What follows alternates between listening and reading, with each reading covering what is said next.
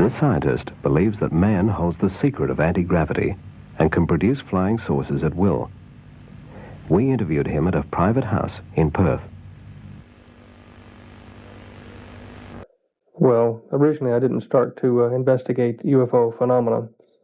I suppose I started studying the physics that led me to this point, 62 to 64, at the United States Air Force Academy as a cadet, in a special government program.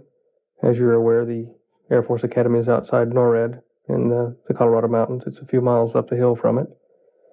And I was trained there with 180 some odd other characters to do research in areas of electrogravitics. Later, we were programmed with libraries of information by slides flashed up on a wall at the rate of 200 pages a second. We couldn't even read them, but they were being implanted in our minds subliminally. It was a very classified project, and for the most part of it, while we were being programmed, we weren't aware of what was going on. I mean, we had normal classes in physics and calculus and this sort of things, but this stuff was being programmed in so that we had to assimilate it or bring it to our conscious mind over the months and years that followed in dreams and kind of daydream periods during the day when we're awake. But I left the academy in 64. I had a top secret security clearance with the government, and then eventually that lapsed to secret. And I did a bit of time in the reserves, Air Force Reserves, with the Strategic Air Command outside of Fort Worth. And then proceeded to do private research in this electrogravitics, thinking that I had cracked the secret of anti-gravity all by myself, and jumping up and down in my father's labs and mines in Dallas. And one day I was approached by the government and a kind of an emissary from Dr. Edward Teller's office, Dr. James R. Maxfield. When he told me what I'd been doing in my lab and the details of stuff I haven't even written down or told anybody. He knew, and he had other people like myself sponsored in this kind of research around the country, and that was the first time that I knew that the U.S. government was actively involved, had been, and was still actively involved in the control of gravity with electricity. And who did this man represent? Well, his job, as his job qualification is he's the director of the James R. Maxfield Radiation Research Clinic in Dallas, Texas. The same Maxfield that invented the irradiated thread treatment for cancer of various organs. If you look at his little dossier that's in the Who's Who, you find that he was on the President's National Security Advisory Board, which is really a rather important nog in the U.S. intelligence system. Kissinger would have been on the same rank. You find that he was closely affiliated with Dr. Edward Teller, who was the kind of dubbed the father of the hydrogen bomb project in the United States, but he told me that Dr. Teller was the head of anti-gravity research there, had been, I don't know whether he still is, and that he had worked on a similar project with him. In fact, the letter that you and I viewed earlier from my files from Dr. Maxfield to this government and to Sir John Williams did mention that fact, if you recall. So what happened to you then? Well, they suggested that I finish my research in Australia. I wasn't enthralled with the idea, but Dr. Maxfield told me that I would be paid to come down and that I was to call the Australian consulate in San Francisco and ask for Bob Gray and tell him that, in these words, that I was a member of Maxfield's party. At the same time that I was being approached by Dr. Maxfield's party to come down here and finish my research, I'd been approached already by the FBI and was working for them as an informant. That doesn't mean that you're a trained agent. It just means that you're somewhere in industry where they need someone. They don't have time to get them in there. Informing on what? Well, the particular thing I was to inform on was the comings and goings of various people from the White House to my group of companies in Dallas, and also their connection to Israel and the Middle East political situation. And I did my job rather well, just reporting who came and went and various amounts of money and things that I did know that transferred. There were about 700 or 800 of us in the United States that were employed by the FBI in this manner. I didn't take money. I took information in exchange. But at any rate, they came and told me, the FBI did, that I'd been compromised by a break-in in one of their agencies in Louisiana or someplace like that, and that I was going to get shot. And which they'd explained to me at the beginning, the risks involved, but I thought they were joking until I went back to the office, the computer division there, in Dallas, and was sacked, given 30 minutes to clean up my desk and leave, and by an old friend of mine. And so he accused me of being the head of a big spy ring and all kinds of stuff. And so I left. And in fact, I didn't have my last meeting with the FBI, and I didn't have my last meeting with Dr. Maxfield. I just bundled a few things and the family into a plane and headed for Australia. I did make it, and I was quite glad to, and kept a very low profile for 7 months. But I continued to do my research, and I wrote Dr. Maxfield a letter, and that was perhaps my mistake. I said, look, I've done it. I've figured out the wave equation that we were looking for. And again, in my ignorance, I didn't realize how much work had already been done and gone before me. I was just kind of on the periphery or the edge of this whole development. That's a device to be able to make things like flying saucers fly, is it? Yes. Also, it's a device to store energy in the form of motion, like of a small star or a big atom. It's called, this is a long word, an MHD plasma, magnetohydrodynamic plasma, like ball lightning. And it contains itself. But it's a way to turn all sorts of electricity into a high-voltage battery. Now, this would have been an immediate solution for the Middle East oil blockade at that time. Now, I wrote the letter in good faith, trying to say, look, we can stop the threat of war in the Middle East by using this as an alternate energy source. It's very portable, it's non-polluting. It had some byproduct radiation problems, but things we could solve. And it would be cleaner than fission or fusion. Now, that's when people here in this country, at the Aeronautical Research Labs, politicians started to get a hold of me. ASIO contacted me. Good grief. An ad infinitum chain of intelligence people, including 2 CIA people from the States. And then the FBI eventually started looking for me in this country, and that again was after the intelligence war over there, after Hoover died. And I was unable to finish my research in this country. In fact, I met many dead ends in government departments and research facilities where they told me privately, like Dr. Tom Keeble in the Aeronautical Research Labs. He told me, yes, we know about the flying saucers your countrymen have built, and in England and in Canada. And in fact, we have film records of them here in the RAAF files. I said, I want to stop you there. Yeah. Are you saying, Stan, that there are such things as, let's call them flying saucers, but they are built on Earth? Yes, that doesn't mean that I rule out the possibility of other flying devices or intelligent beings visiting the planet either from the oceanic bottoms or deeper areas or from other areas in space.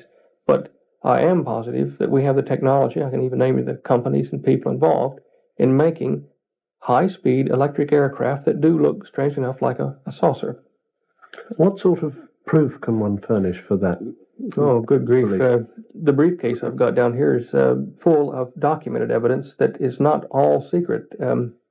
If you go to the records of the New York Herald Tribune, the newspaper, it's now defunct. I think it's being stored in the Wisconsin State Historical Society. And look for November 20th, 21st, and 22nd, 1955. There are 3 articles in a series on anti-gravity and the various companies and people involved in the research in the United States, Japan, Europe. The list is like a who's who of nuclear physics. It was written by Ansel E. Talbert, the science and aviation editor for the New York Herald Tribune at that time.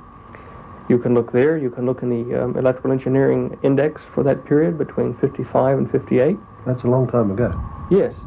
57, about March, the security curtain went down. And there were, at that time, over 100 published universities and organizations, including the Gravity Research Foundation, which is still operational in Gravity Village in the United States. There were over 100 of these things operating to develop gravity, the control of it as a power source and communication and locomotion, etc. Now, in 57, the blanket went down on security, and there was no more reported news on it to say either that it was a dead-end research avenue, that everybody had stopped working on it, or that it was highly successful and there had been a few breakthroughs. There was just nothing. It went quiet. And if you go back in the period and look, you will see that for a number of years after 57, there was no mention of this sort of research in print. Behind the scenes, there was a lot of discussion, and even MGM Studios made the movie The Forbidden Planet, revealing at that time a lot, as though it were fiction, of the technology and why it had to be covered up. I think Walter Pidgeon starred in that, and he did a good job. basically, they decided that mankind wasn't ready for it yet because he proceeded to misuse it like he had the atom or the hydrogen bomb. Now, recent evidence is very hard to get. However, in this country, a little leak occurred over here with William H. Martin in the Nation Review. May of 1973 or 4, I believe. I can't remember now. He published an article on Pine Gap and how Nixon had intended to use it in 1975 to solve the energy crisis by announcing a new method of electromagnetic propulsion, which would be based from the Pine Gap facility. Well, now, from my knowledge of the technology, what small knowledge I do have from my little viewpoint, Pine Gap has all of the inherent descriptions necessary for a high voltage, low frequency power broadcast station to broadcast electricity to various receivers like cars and submarines and aircraft that are tuned to that power station. It's just a more efficient version of the Exmouth facility here up the Northwest Cape. So it's right here on our doorstep, is it? Oh, yes. The big question you have to ask yourself, Guy, is why would such a thing be kept secret? I mean, people at the levels that are covering it up, I know some of them personally, and they aren't, in my opinion, villains. They're very sincere humanists. They are trying to solve planet Earth, trying to bring unity their way. You speak of them as though they were collective rather Yes. than singular. Is that right? Yes. Dr. Keeble, as I mentioned before, in Melbourne at the Aeronautical Research Lab, tried to explain to me about they. He mentioned we as though it was they. An organization, a group of scientists, academics, industrialists. He couldn't be exact. Now, he never put a name to it, but I said, well, do you mean like a club? And he said, yes, but no. We are aware of these problems, and we're trying to solve them in the best way we know how. Granted, there are things that should be kept from the public eye until we do have some sort of a unity in the world economy. But I think the manner in which it's been gone about is most unfortunate. I would not have taken the same tack myself. The power politics involved in keeping the secrets that we now have across the planet have allowed, well, in my opinion, groups that aren't capable of handling control of the planet to take power. So what basically you're saying, and correct me if I'm wrong, is that we've got a situation where you maintain various countries have perhaps a top-level intelligentsia who are in possession of a common set of facts which Yes. which transpose country boundaries now, and it's a worldwide sort of Yes. thing. In Russia, involved in this would be the Russian physicist who's been in the news recently with the civil rights movements, Dr. Andrei Sakharov. Also in his country, an ex-KGB agent, some 25 years, but a physicist, and a former hydrogen bomb project development engineer, physicist, is Dr. Bruno Pontecorvo, working on gravitic engines in Siberia. As I told you, in the States, it was Dr. Teller and affiliates there. I don't know all of their names. But these people have all been working together as scientists who go above governments. And look, they're sincere. I can't blame them for doing this. It's just that they have lost control of what they tried to set up. Has that association got a name? I don't think so. When I worked with the FBI, there was a political and financial institution that I was ordered to investigate with many other agents, and it was called the Illuminati, which is a general term meaning the enlightened or the wise ones. The investigation of this led me to the Council on Foreign Relations and to the Club of Rome, which are linked by joint directorships under Carol Wilson. This is, again, another tale, but you put yourself in the scientist's position in the mid-50s. What you see is that you've got a technology that, if announced to the public, would cause mass reactions in the economy, in social moves, in cultural reactions that could probably bring about the demise of the whole human civilization. A simple example would be this. As a scientist, you come out in the mid-50s and you say, we have a process which will allow us to get rid of tires, allow us to get rid of the petrol engine, hence the petrol, hence all the dependent industries. It'll be available for you in 24 months' time. and it only cost you $3,000 or $4,000. Now, what guy in his right mind would buy a new petrol engine car if he could have one of those new ones in 2 years that don't need roads and run on electricity and no petrol necessary? They'd all stop their buying trends, which would then collapse the economies that would be building the other one in 24 months. If you had a central world authority, like Dr. Pache's Club of Rome group want, then if you announced, when you controlled all the nations and the economies, if you announced and said, we've got a new car that does this, nobody would panic, because they know that if their industry became redundant, they would be retrained and paid while they're doing it in some other support industry. We don't have that facility on the planet at the moment, because we're greatly disordered, and many of the cultures fight against each other. Scientists, industrialists, engineers found this problem in the mid-50s. Now, we're playing their part. So we sit here and we say, how do we get world unity? The United Nations, the League of Nations had failed. You couldn't get any 2 or 3 of them to agree to turn their sovereignty over to a third party. You couldn't come out and field an army from the United Nations or League of Nations or anywhere, even a corporate army, and tell the people of Earth you're taking over, as some people have suggested the multinationals might do. You can't do that because the mass resistance would be worse than the French resistance to Hitler. It would destroy the unity they were trying to get. So by peaceful discussion over the conference table and by force, it wasn't possible. Yet as the scientific community looked at this new technology, it reached into all human endeavor, touched many points of life. They said, look, if we develop this, completely develop it into a social, technological, integrated model, away from the rest of people in islands or in back rooms, however we do it, keep it quiet even from the politicians. At some point later, after 1956, 57, 58, some point later we'll have it ready to announce to the world as a global system. Then all we've got to do is figure out how to convince them to give it a try in unity. Right, well this was 20 years ago. Mm-hmm. Are we now saying that this is approaching the time? I think we are, and it's not like some prophecy or something. It's just looking at events in the media. For the first 10 years of that 20-year period you're talking about, people that saw UFOs or flying saucers were nuts. They were played that way in the media. It was a bad thing to even talk about it. Now, toward the end of this 20-year period, if you see one, you're a great guy in the neighborhood. Everybody wants to talk to you. Everybody wants to know you. Pilots, physicists, all kinds of people are coming forward now. Presidents, dictators. Yes, I've seen a UFO. Now, to me, the shift in the public conditioning medium is to get people ready for the announcement of the new technology. Now, scientists aren't going to come out. Industrialists aren't going to come out and say, okay, here it is, children. Here you go. The new model for planet Earth using this technology must be independent of any established government or order. It can't be Russian or capitalist or dictatorial. It's got to be independent. And the only way you can do it is an external culture, whether it be called from the ocean bottom, whether it's from the Bermuda Triangle, or whether it's from outer space. They have got to see it in this way so that for a short time, the masses will overlook their cultural differences to unite, to form this one world order. Then, after 7 or 8 years, if you can hold the ruse that long, you explain to them, this is how we brought peace. I still maintain, I don't think that it'll work, because at the top, these organizations are fighting. I'd like to ask you a direct question. You work in the field of anti-gravitics. Could you make what we call a flying saucer? Oh, yes, with adequate funds and time, sure.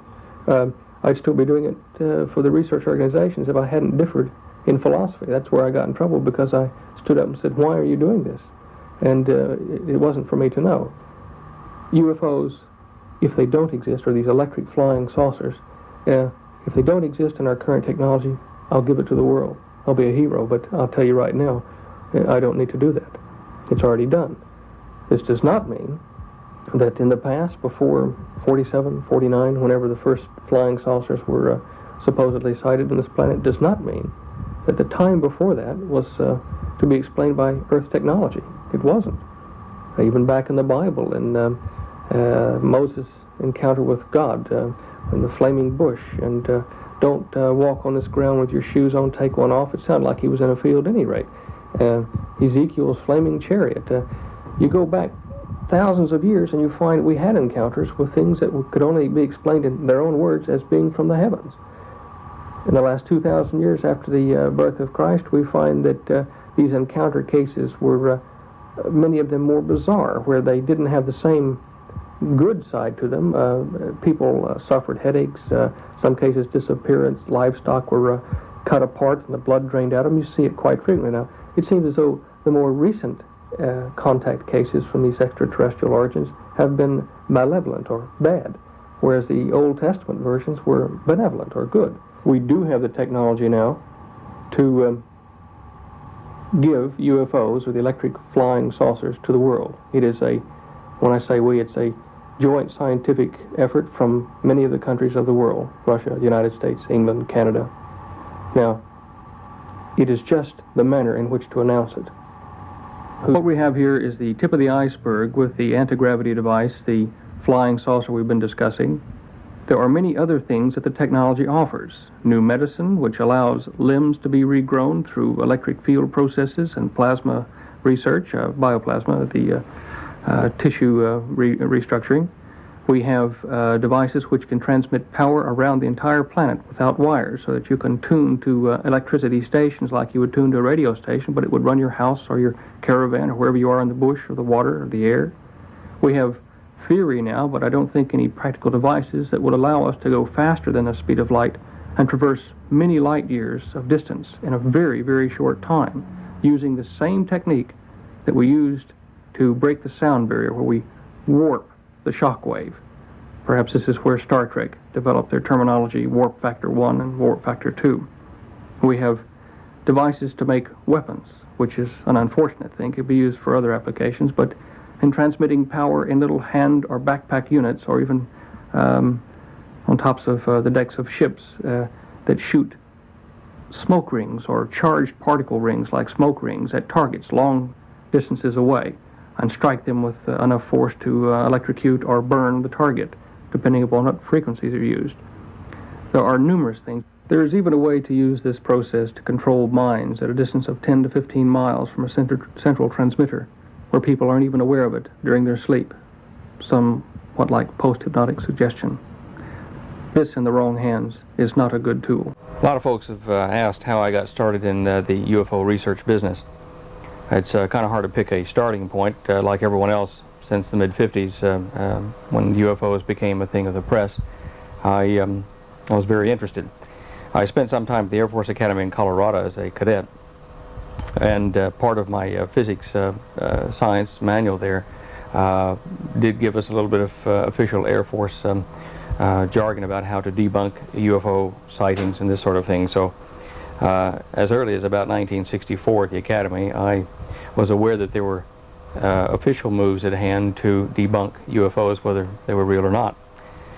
So after I got out of the Academy, I proceeded to go into normal business in the computing game in Dallas, Texas.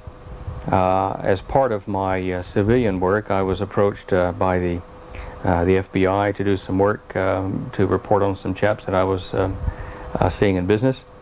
And the method of payment that we worked out was that I would exchange information for information. And my information was I wanted to know more about the UFO cover-up and about something called Operation Illuminati that J. Edgar Hoover was quite keen on at the time. All of these things I have written about in my first book, the Cosmic Conspiracy. But in summary, I found that there was a government, what appeared to be a government-level cover-up to the UFO situation, and I determined to find out more as a civilian about where these things came from, if they were man-made, if they were extraterrestrial, if they were here, why were they being hidden from us? I couldn't really understand why. I got very close to developing a propulsion system for a primitive plasma flying saucer in Dallas at my own laboratory as a result of the research I was involved in. And through a very long series of events, I was introduced to a man in Dallas, Dr. James R. Maxfield, who seemed to know an awful lot about the flying saucer business from an official U.S. government point of view. As time went on, I learned that Dr. Maxfield, because he told me himself in his offices, was an associate of the father of the hydrogen bomb, Teller, Dr. Edward Teller. and that they'd worked together at Livermore Radiation Labs. They'd gone down to the South Pole on various excursions. They'd been under the pole in submarines together. And Dr. Maxfield informed me in one of our last meetings in Dallas that he and Dr. Teller had overseen some 52 projects similar to my own research in the United States since the early 50s. And he knew before I even told him, that Maxfield knew before I even told him what I was doing in my own research in my laboratory, virtually what I was thinking almost, and suggested that I finish my research here in this country, in Australia. So they arranged things for me through the Australian consulate and in San Francisco, and I was whisked away to Australia. I left out a number of things that are germane, but it's for the convenience of time. I'll let you read that in the book somewhere. But once I got to Australia, I was able to find out a lot more information on the cover-up than I was in the States.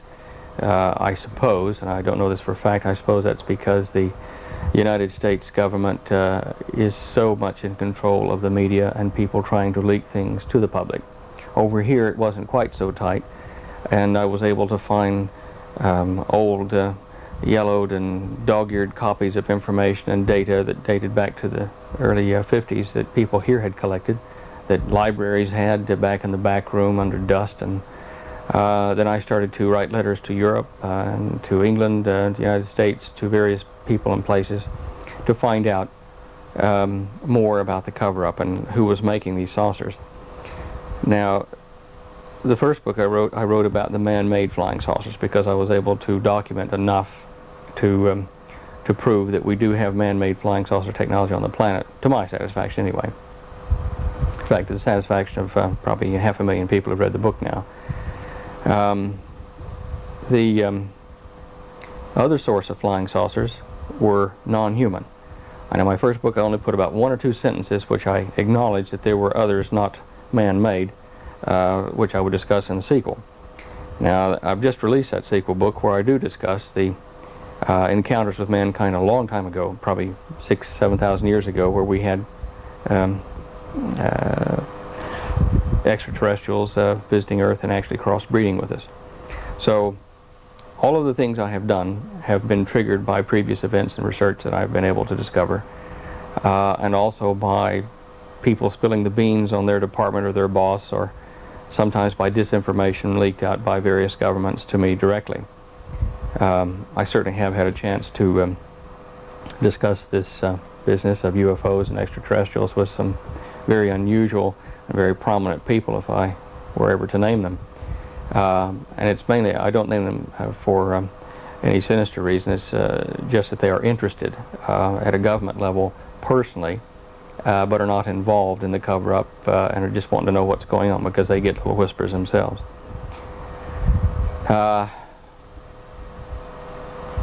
In trying to understand why any government would withhold the technology we had, I came into an argument with a man by the name of Sir John Williams in Melbourne, Victoria, here in Australia.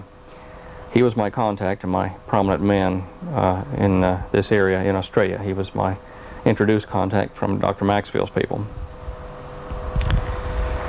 And I argued with him that we should release this technology because they were trying to underwrite my research in this country into flying saucer propulsion, not UFOs but flying saucers, because we knew what they were.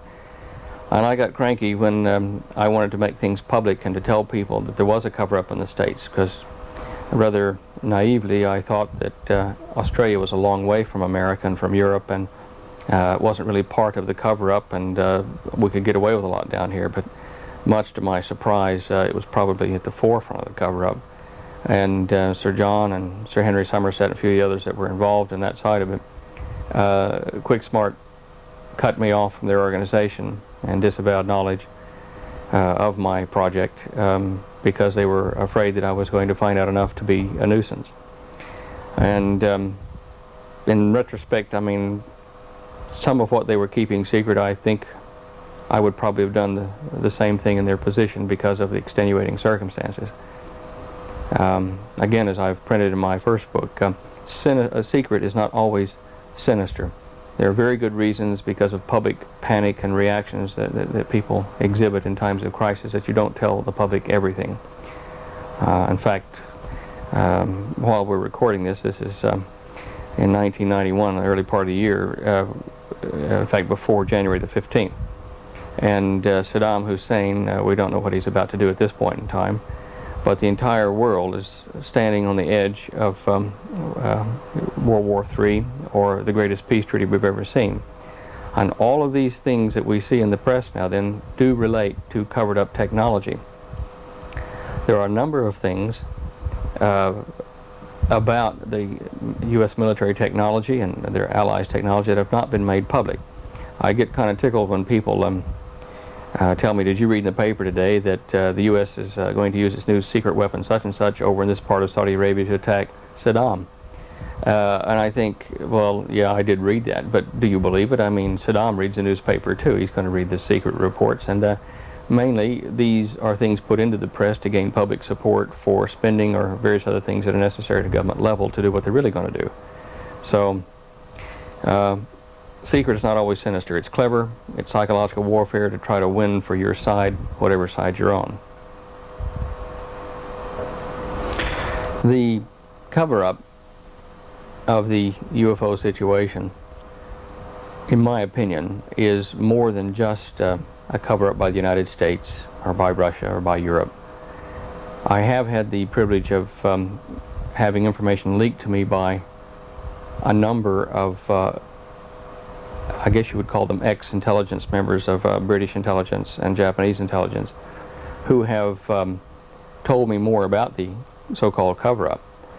And one thing that sticks prominently in my mind is that around 1957, about March of that year, there were over 100 companies, universities, individuals publishing openly in Europe or in Japan and the United States on their own research into electrogravitic or anti-gravity propulsion for aircraft.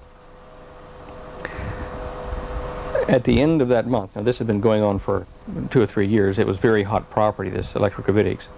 At the end of that month, no more publications were seen in any of these things across the world. I checked through the old records and annals, and in 1 month, something or someone came across all of the governments that were actively involved in researching this electrogravitics and put a clamp on them, whether they be Russian, American, Japanese, Norwegian, whatever.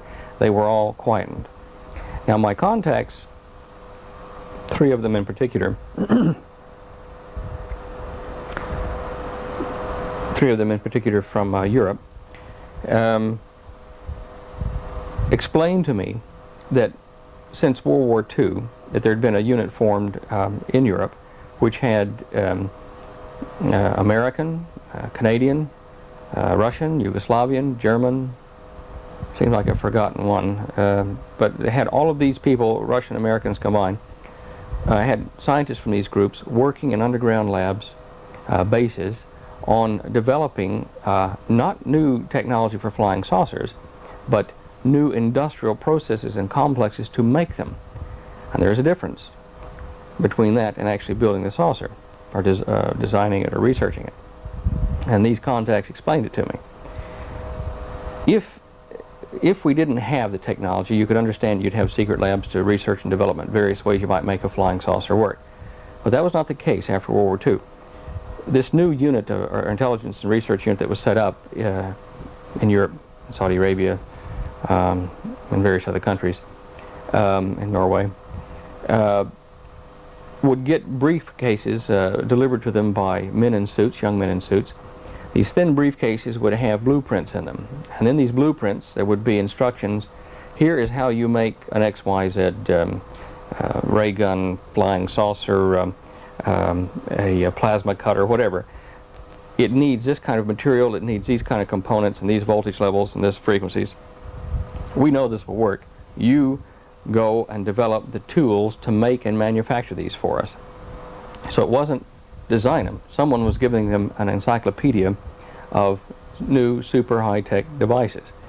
Now, my sources were never able to identify them. In fact, one of them, a woman we call the accountant, said that in a quip, she said, for all she knew, they could have been little green men at the top handing out the details. And I said, "Are you saying that? I mean, do you have a positive reason to say that?" And she said, "No," just laughed.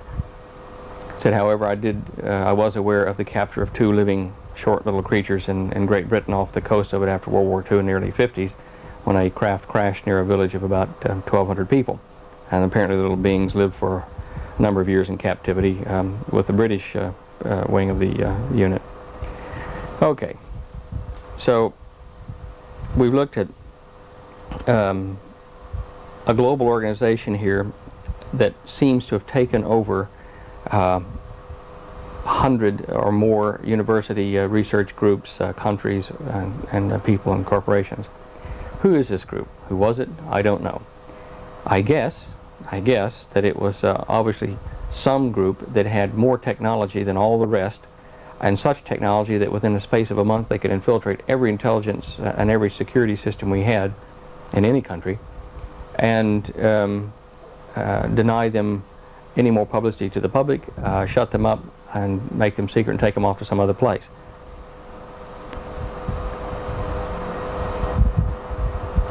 I suspect. So I don't know that a one world order as such, as I've often talked about, is in existence at the moment. It's certainly trying to emerge, and even George Bush, President Bush, has said that he wants to see the establishment of a new world order over this thing with Saddam. And he's used those words. This is not sinister. New world orders, if it were properly administered by a perfect human being or a perfect being of some sort, would be great. But none of us are perfect, and such a world order is doomed to failure. We can't use a democratic process or a Politburo because it takes too long. It's unwieldy to make quick decisions in today's rapidly changing circumstances. You can't have a dictator because they go crazy. After a period of time they grow old, they get senile, something goes wrong. We don't have any perfect beings, so I suppose we're faced with one of two choices. Either we put our faith in a real extraterrestrial group that comes down and says, "We've got all the answers," and we say, "We'll trust you," or we turn it over to a computer of our own making, and that can be, in fact, that would be even more disastrous, because computers that would have limited decision-making capability would be prone to psychotic behavior if they had more than one value judgment programmer. You get value collisions, and you'd develop a schizophrenic computer. So we can't have a world governed by something like that either. I suppose this is one of the reasons that my own research took me way back in time, looking for answers before modern history, looking in the surviving Sanskrit translations in India, looking in the Hebrew writings of Moses, looking in the writings of the Greeks, in particular of Plato and of Solon, and when they got theirs from the priests of Suez in Egypt. And there, using all these sources, I have managed to satisfy myself that a long time ago we were visited by non-human beings. They were super beings by comparison to us. In looking at the Mesopotamian Valley and in Ethiopia, where we have some of the oldest known remains and also the oldest known civilization or signs of civilization or cities, I was able to see that the unexplained jump in the Mesopotamian Valley from hunter-gatherer tribes to city dwellers who planted and cultivated and harvested and had electric battery power and had seagoing ships and metal alloying. This one generation virtually jump from primitive hunter-gatherers into developed civilization occurred because of a cross between off-worlders and the human indigenous species. It's in the Greek legends. The gods are quoted as breeding with humans and producing some pretty weird and wonderful offspring. Even in Genesis 6 in the Old Testament, in Moses' writing, in the Torah, it talks about the sons of God and the Nephilim, different kinds of beings which were down on the earth in those days, which had come down to the earth from a high place, and how they bred with the daughters of men on the planet, the earth women in other words, and how the unions, the offspring of these unions, were the heroes of ancient legend, meaning Greece and Rome. So when I discovered these things, I had to know more about things like the legend of Atlantis, and to my surprise, as I've explained in the second book, The Vindicator Scrolls, we did find Atlantis. We did find what I thought was a myth at one time, the Garden of Eden in Ethiopia, the breeding ground. And Atlantis itself fits exactly the description we got out of the Egyptians and out of Plato. As to size and location, we found the Pillars of Hercules, not at the gates of Gibraltar, Straits of Gibraltar, but the Pillars of Hercules are two great big mountain ranges, which are the Lebanon, anti-Lebanon mountain ranges in the Lebanon. And Saudi Arabia and all of the Saudi peninsula makes up the continent of Atlantis of the old days. The capital of Atlantis, the capital island, which was a much smaller thing, probably less than 10 kilometers in diameter, is still, for the most part, submerged in the Persian Gulf. And this in itself is quite ironic, because the legends say that the Atlantean people became so corrupt in their ways and thoughts and evil doing and all this kind of rubbish and warring with themselves and their neighbors that the gods were called to a meeting inside the earth, now I'm quoting Plato here, to decide the fate or the punishment of the Atlanteans. And certainly what happened was that there was a great shift in the Saudi plate, the tectonic plate, and it dipped into the Indian Ocean, or sorry, into the Persian Gulf side, started moving toward the Persian plate, and a large portion of it was underwater for so long that Egypt used to refer to the Mesopotamian Valley as the flood. My associates and I have found that references in the Torah to Noah and where he built his boat and how he built it out of what kind of materials led us to believe that Noah himself was a member of the Atlantean culture, and not just this spindly white-haired old guy out in the bush somewhere. He was quite a wealthy man, and he built quite a big boat. Friends of mine have gone over to Turkey and have analyzed what appears to be the fossilized ark on Mount Ararat, and have brought back samples of the pitch and various oxidized metal parts and hinges, which are right-angle hinges, and we found that one of the hinges had 93% iron, and some of that had not all that had oxidized, and 7% titanium. And we've just discovered titanium as a space-age metal in this generation. So 6,000 or 7,000 years ago, Noah and his culture had titanium-hardened steel. Found that passingly interesting. Now, going back to the New Testament, which is not a Hebrew writing, but written by Hebrews in Greek, in there it is told that great destruction is going to come upon the earth in the last days of this age, which I think we're in. And it says, during this time, it will be much like it was during the days of Noah just before the great flood, in that there would be a lot of chaos in the earth, a lot of people doing the wrong thing, and that there would be, we think it implies, in fact it says specifically in the Revelation, that there will be beings cast down to the earth from a high place as a result of a battle out there, not here. And it warns the people of earth to look out, because these beings are not going to be happy with us, I guess because we're going to be something like fodder to them. So that's in Revelation 12, I'm quoting from there. All these things fit into a very complex picture of the UFO situation, of the global so-called conspiracy, or the attempt to set up a global new world order by mankind, and the cover-up of the man-made UFO research programs, the squelching of it by some other unknown group. Now, I've certainly traveled around and met with people like Charles Berlitz and discussed at length some of these things in their own research with Stanton Friedman, Dr. Friedman, with William H. Moore, with Bill Cooper, with the late J. Frank King, who was part of, in fact, a relative of Agnew Bonson, who funded the Townsend Brown research project. I've gotten a hold of a lot of film material and lab notes from Townsend Brown, these electric flying discs in the late 50s, early 60s. I've talked to Townsend Brown and communicated with him on this subject. We've investigated the Philadelphia experiment and whether it did or did not happen.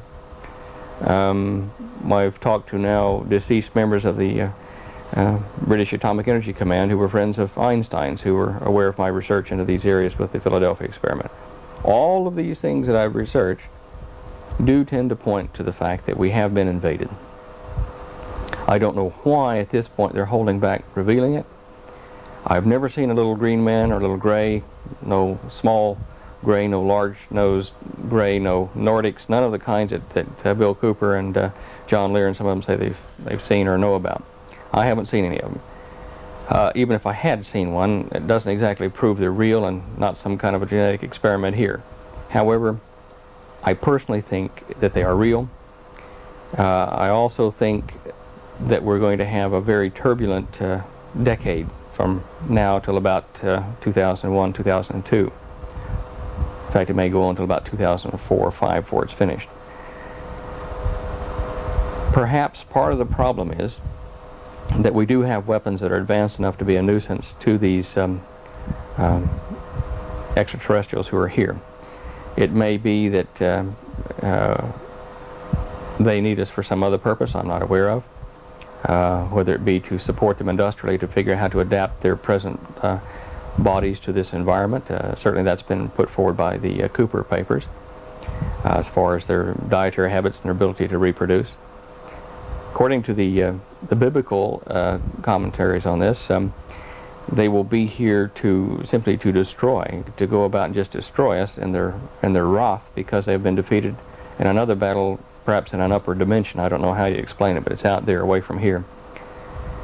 So we're faced with a very complex issue, and it's either going to have a very simple answer or a very complex one. I certainly opt for the simple solution, and even though I've opted for that, I still persist in looking at complicated issues within the problems we've got and short-term fixes for them like everyone else.